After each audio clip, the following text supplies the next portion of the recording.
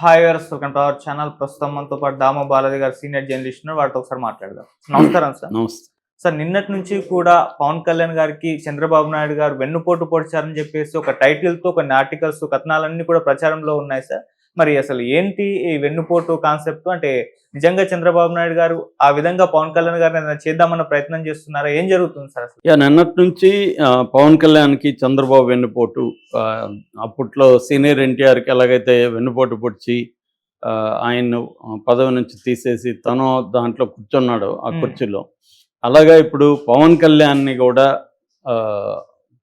ఆయనకి విధి లేకుండా డిప్యూటీ సీఎం ఇచ్చాడు. ఇప్పుడు దాన్ని మెల్లగా పవన్ కళ్యాణ్ సైజుని తగ్గించేయాలి, ఆయన రోల్ని తగ్గించాలి. రోజు రోజుకి పవన్ కళ్యాణ్ పెరుగుతున్నాడు. పవన్ కళ్యాణ్ తన స్థాయిని పెంచుకోవడానికి రకరకాల పద్ధతులు ఉపయోగిస్తున్నాడు.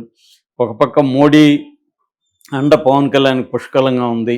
సో దీంట్లో డైరెక్ట్గా పవన్ కళ్యాణ్ ఎదుర్కోలేకుండా ఇండైరెక్ట్గా పవన్ కళ్యాణ్ దెబ్బతీయడానికి వస్తున్నాడు. చంద్రబాబు ముందు నుంచి కూడా ఏంటంటే డైరెక్ట్గా ఎవరిని ఎదుర్కోడు, ఇండైరెక్ట్గానే అటాక్ చేస్తాడు. అందుకనే ఆయన వెన్నుపోటుదారుడని పిలుస్తున్నారు అన్న ఒక వాదనతో నిన్న వస్తుందన్నమాట. సో వాళ్ళు చెప్తున్నది ఏంటంటే దీనికి కారణం ఇప్పుడు సడన్గా గత కొంతకాలం నుంచి లోకేష్ని డిప్యూటీ సీఎం చేయాలి అన్న వాదన తెర మీదకి తీసుకొచ్చారు. ఇది చంద్రబాబే చేయిస్తున్నాడు. తెలివిగా ఏంటంటే ప్రజల నుంచి, పార్టీ నుంచి డిమాండ్ వస్తుందని, డిమాండ్లు ఎక్కువగా వచ్చే వరకు ఇండైరెక్ట్గా చేయించి ప్రజల కోరిక మేరకు, పార్టీ కోరిక మేరకు నేను డిప్యూటీ సీఎంగా లోకేష్ని పెడుతున్నాను అని చెప్తాడు. సో ఇది నెక్స్ట్ జరగబోయే స్టెప్ అనేది చంద్రబాబుని గురించి బాగా తెలిసిన వాళ్ళు మాట్లాడుతున్న, ఎందుకంటే ఆయన వ్యూహాలన్నీ ఎలా ఉంటాయో చాలామంది తెలుసు, వాళ్ళు చెబుతున్న విషయం అనమాట. దీనికి వాళ్ళు చెప్తున్న ఎగ్జాంపుల్ ఏముందంటే, మొన్నటి వరకేమో పవన్ కళ్యాణ్కి తెలుగుదేశానికి మధ్య గొడవ పెట్టడానికి వైసీపీ ట్రై చేస్తుంది. అందువల్ల నిజానికి మా మధ్య ఏమీ లేవు, వైసీపీనే గొడవ పెడుతుంది. ఎలక్షన్ ముందు కూడా వైసీపీ పవన్ కళ్యాణ్కి, చంద్రబాబుకి లేదా పవన్ కళ్యాణ్కి తెలుగుదేశం మధ్య గొడవ పెట్టడానికి రకరకాల పద్ధతులు ట్రై చేశారు. ఇప్పుడు కూడా అలాగే ట్రై చేస్తున్నారు అనేది అన్నారు. కానీ ఇప్పుడు కొత్తగా ఏమైంది, మహాసేన్ రాజేష్ మొన్న ఒక వీడియో చేశాడు. అందులో డిప్యూటీ సీఎంగా లోకేష్ని పెట్టాలని అతను డిమాండ్ చేశాడు. మహాసేన్ రాజేష్ ఎవరు? లోకేష్కి బాగా నమ్మకస్తుడు, లోకేష్తో చాలా క్లోజ్ అతను, తెలుగుదేశంలో ఉంటాడు. సో అతను చెప్పాడంటే ఎందుకు చెప్పుండొచ్చు అనేది, అంటే లోకేష్ వద్దంటే చెప్పినా కన్నా వీడియో తీసేయాలి కదా, లోకేష్ వీడియో తీసేయమనాలి కదా, ఎందుకు తీసేయమనలేదు? That is number 1. నిన్నేం జరిగింది, పెద్ద ఎన్టీఆర్ 29వ వర్ధన్ సందర్భంగా వైఎస్ఆర్ జిల్లా మైదుకూరులో సభ జరిగింది. ఆ సభ జరిగినప్పుడు అక్కడ సభను నిర్వహించిన పాలిట్ బ్యూరో సభ్యుడు శ్రీనివాసరెడ్డి మాట్లాడుతూ, సార్ మాకొక కోరిక ఉంది సార్, 43 ఏళ్ళు పార్టీ పెట్టి 43 ఏళ్ళు అయింది, 3వ తరం నాయకుడిగా లోకేష్ వచ్చాడు. సో పార్టీకి, యువతకి భరోసా రావాలంటే లోకేష్ని డిప్యూటీ సీఎం చేయాలి, ఇది మా అందరి కోరిక అని ఆయన అనౌన్స్ చేశాడు. అప్పుడు అక్కడ ఉన్న వాళ్ళందరూ కూడా దాన్ని క్లాప్స్ కొట్టి ఆమోదించారు. సో ఆయన చంద్రబాబు ఎదురుగానే దీన్ని అనౌన్స్ చేశారు. పైగా ఆయన ఎవరు? పాలిట్ బ్యూరో మెంబరు, ఎవరో కూడా కాదు. పాలిట్ బ్యూరో అనేది తెలుగుదేశంలో ఇంపార్టెంట్ బాడీ. సో మరి పాలిట్ బ్యూరో మెంబరు అంటున్నాడు, మహాసేన్ రాజేష్ అంటున్నాడు. మెల్లమెల్లగా ఇది పెరిగే అవకాశం ఉంది. మెల్లమెల్లగా ఏంటంటే అనేక వైపుల నుంచి లోకేష్ని డిప్యూటీ సీఎం చేయాలి, లోకేష్ని డిప్యూటీ సీఎం చేయాలి పార్టీ కోసం, ఇంకోటి అని. ఎందుకంటే ఇంకోటి కూడా దీని కాంటెక్స్ట్ ఏమంటే, నిన్ననే ఫుల్ పేజ్ యాడ్లు, సాక్షులు కూడా యాడ్లు వచ్చాయి. అదేంటంటే 1 కోటికి పైన సభ్యత్వం అనేది తెలుగుదేశంలో చేర్పించాడు. అది ఘనత కూడా లోకేష్ అనేది. లోకేష్ని హైలైట్ చేస్తూ ఫుల్ పేజ్ యాడ్స్ ఇచ్చారు మనకు. సో అంటే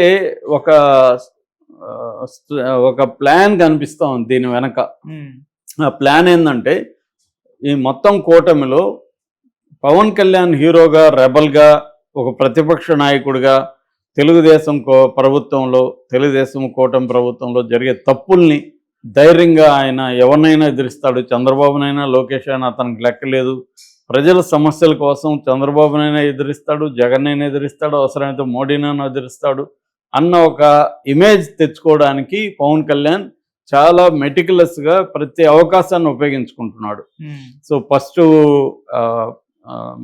శాంతి భద్రత సమస్య, ముఖ్యంగా వైసీపీ వాళ్ళ మీద ఎందుకు చర్యలు తీసుకోవాలని పోలీస్ డిపార్ట్మెంట్ మీద సీరియస్ అయ్యాడు. చివరికి హోం మంత్రి అనితని టార్గెట్ చేస్తూ మాట్లాడాడు. నేను తీసుకుంటా హోంశాఖ అని బెదిరించాడు. నిజానికి అతను కూడా తీసుకోవడానికి చంద్రబాబు గారు ఇవ్వాలి, కానీ నేను తీసుకుంటానంటే అర్థం ఏంటి? నేను అనుకుంటే ఏ మంత్రి పదవి అన్నా నేను తెచ్చుకోగలను అన్న సెన్స్తో క్రియేట్ చేశాడు. రెండోది, పోలీస్ అధికారులని, ప్రధానమైన అధికారులందరినీ నియమించింది లోకేషే. ఎందుకంటే ఇక్కడ 2 రకాలుగా మనకి ప్రభుత్వంలో కనబడుతుంది. అదేంటంటే పాలసీ మేకింగ్ అంతా చంద్రబాబు చూసుకుంటున్నాడు, దాని ఎగ్జిక్యూషన్ అంతా కూడా లోకేష్ చూసుకుంటున్నాడు. అంటే అధికారుల నియామకం కావచ్చు, వివిధ స్కీములకు సంబంధించిన నిర్ణయాలు కావచ్చు, వివిధ అపాయింట్మెంట్లు కావచ్చు, అంటే పొలిటికల్ అండ్ గవర్నెన్స్, ఈ 2 పరంగా కూడా మొత్తం లోకేష్ కంట్రోల్లో ఇవాళ ఉంది. పేరుకి పవన్ కళ్యాణ్ ఎన్ని మాట్లాడినా లోకేషే సకల శాఖ మంత్రిలాగా బిహేవ్ చేస్తున్నాడు. ఒక పవన్ కళ్యాణ్ శాఖల్లో మాత్రమే లోకేష్ జోక్యం చేసుకోవట్లేదు, కానీ మిగతా అన్ని శాఖల్లో లోకేష్ జోక్యం కనిపిస్తుంది. ఎందుకంటే 2014 నుంచి 19 వరకు కూడా లోకేష్కి ఇదే పేరుంది. ఏ ఫైలు ఒక 10 లక్షలు దాటి విలువ ఉన్న ఏ ఫైల్ అయినా కూడా లోకేష్ దగ్గరికి ముందే వెళ్ళాలి, అది ఏ మంత్రిత్వ శాఖ అయినా అనేది అప్పుడు చెప్పేవారు. ఇప్పుడు కూడా లోకేష్ అదే చేస్తున్నాడు. కాకపోతే పవన్ కళ్యాణ్ అండ్ జనసేన మంత్రిత్వ శాఖలకు సంబంధించి మాత్రమే లోకేష్ జోక్యం చేసుకోవట్లేదు. కానీ స్థానిక వనరులు కావచ్చు, ఎమ్మెల్యేలకు సంబంధించి విషయాలు కావచ్చు, ఇసుక పాలసీ కావచ్చు, లేకపోతే మద్యం కావచ్చు, ఇతర వనరులు కావచ్చు, వీటన్నిటికి సంబంధించి కూడా ఏ ఎమ్మెల్యే ఏం చేసినా కూడా తనకు తెలియకుండా ఏం లేదు. తనకు ఒక నెట్వర్క్ ఉంది. ఈవెన్ తిరుమలకు సంబంధించి కూడా తన మనిషిని అక్కడ అపాయింట్ చేశాడు. తిరుమలలో అతన్ని తెలియకుండా ఏది జరగదు. అతని కనుసన్నల్లోనే తిరుమల అడ్మినిస్ట్రేషన్ జరుగుతుంది. అంటే ఎప్పటికప్పుడు తిరుమలలో ఎవరు ఎంత డబ్బులు వేశారు దగ్గర నుంచి, అంటే పై స్థాయి ఎక్కువ అమౌంట్లు ఎవరేసారు దగ్గర నుంచి ప్రతిదీ లోకేష్కి తెలుస్తుంది. అంటే కంప్లీట్గా అడ్మినిస్ట్రేషన్ మీద లోకేష్ పట్టుగా అనిపిస్తుంది. దీన్ని బ్రేక్ చేయడానికే పవన్ కళ్యాణ్ తన పద్ధతిలో ఇష్యూల్ని ఉపయోగించుకుంటున్నాడు. ఎక్కడ ప్రజల్లో కొంత చెడ్డ పేరు వచ్చే ఇష్యూలు ఎక్కడ ఉన్నా దాంట్లో ఇతను వెళ్ళిపోయి ముందు నిలబడి తన పేరు వచ్చే విధంగా ప్లాన్ చేసుకుంటున్నాడు.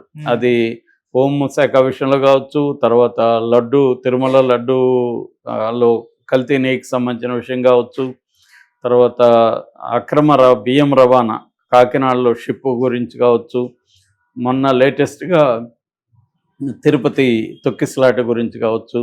సో ఇవన్నీ చేస్తున్నాడు. రెండోది, జనవరి 2 నుంచి తాను పల్లె నిద్ర, అంటే జగన్ ఏదైతే ప్రోగ్రామ్ అనౌన్స్ చేశాడో దాన్ని తను తీసుకొని ఇతను కూడా అనౌన్స్ చేశాడు. సగం 1 మంత్లో సగం పైన పల్లెల్లోనే ఉంటాడు. విత్ పేషెంట్ తీసుకొని అక్కడి నుంచే మంత్రిత్వ శాఖలు నడుపుతూ పల్లెల్లో ఉంటాడు. సో ఇవన్నీ ఉంటే పవన్ కళ్యాణ్ డామినేట్ చేస్తాడు. రేపు పొద్దున్న లోకేష్ ప్రాబ్లం. రెండోది ఏంది, ఆయన తెలుగుదేశం వ్యవహారాల్లో కూడా జోక్యం చేసుకుంటున్నాడు. తెలుగుదేశం పార్టీలో తన సీఎంగా ఎవరు ఉండాలో తెలుగుదేశం పార్టీ నిర్ణయించుకోవాలి. పవన్ కళ్యాణ్ ఎవరు చెప్పడానికి? అతను 20 ఏళ్ళు 25 ఏళ్ళు చంద్రబాబు ముఖ్యమంత్రిగా ఉండాలి అని చెప్తున్నాడంటే లోకేష్ ఉండొద్దు అనే అర్థమే ఇది. అంటే ఉంటే పవన్ కళ్యాణ్ చంద్రబాబు ఉండాలి, లేకపోతే నేను ఉండాలి అన్న పద్ధతిలో అతను మాట్లాడుతున్నాడు. ఇది లోకేష్కి దెబ్బ. ఎందుకంటే తెలుగుదేశం కానీ లేకపోతే చంద్రబాబు గోల్ కానీ ఏముంటుంది, తన తర్వాత లోకేష్ సీఎం కావాలనేది వాళ్ళకు ఉంటుంది. తెలుగుదేశంలో ఇంకొక పర్సన్ లేరు. కానీ ఇప్పుడు కూటమి నడవాలంటేమో పవన్ కళ్యాణ్ని పక్కన పెట్టి పనిచేయడానికి లేదు. మామూలుగా అయితే పవన్ కళ్యాణ్కి 21 సీట్లు ఉన్నాయి. అవి లేకపోయినా ఉన్నా ఒకటే, లేకపోయినా ఒకటే. గవర్నమెంట్కి ఏం ప్రాబ్లం లేదు. ఎందుకంటే 135 సీట్లు సొంతంగా తెలుగుదేశానికి ఉంది. కానీ కూటమి నెక్స్ట్ మళ్ళీ ఎన్నికలకు వెళ్ళాలని 2029కి చంద్రబాబుకి ఒంటరికి వెళ్ళే ధైర్యం లేదు. అందుకని పవన్ కళ్యాణ్ అవసరం ఉంది. సో పవన్ కళ్యాణ్ దూరం పెట్టలేరు. అట్టని పవన్ కళ్యాణ్ చేస్తున్న ప్రతిదాన్ని సహించే పరిస్థితి లేదు. అందుకే చంద్రబాబు ఇండైరెక్ట్గా నరుకొస్తున్నాడు. లోకేష్ని కూడా డిప్యూటీ సీఎం చేయడం ద్వారా ఒక్కడే పవన్ కళ్యాణ్ డిప్యూటీ సీఎం ఉన్నాడు కాబట్టి లోకేష్ని కూడా చేస్తే లోకేష్కి కూడా వెయిట్ పెరుగుతుంది అనేది ఇప్పుడు అది తాను చేయకుండా డైరెక్ట్గా కింద నుంచి డిమాండ్ వచ్చే విధంగా ప్లాన్ చేసుకుంటున్నాడు. ఇది వెన్నుపోటు అనేది అంటున్నాడు. నిజానికి చంద్రబాబు అలా చేస్తున్నాడో లేదో మనకు తెలియదు, కానీ ఒకవేళ చేసినా అది వెన్నుపోటు కాదు. ఎందుకంటే ఇక్కడ ఎవరి వ్యూహాలు వాళ్ళకు ఉంటాయి, ఎవరి గోల్స్ వాళ్ళకు ఉంటాయి.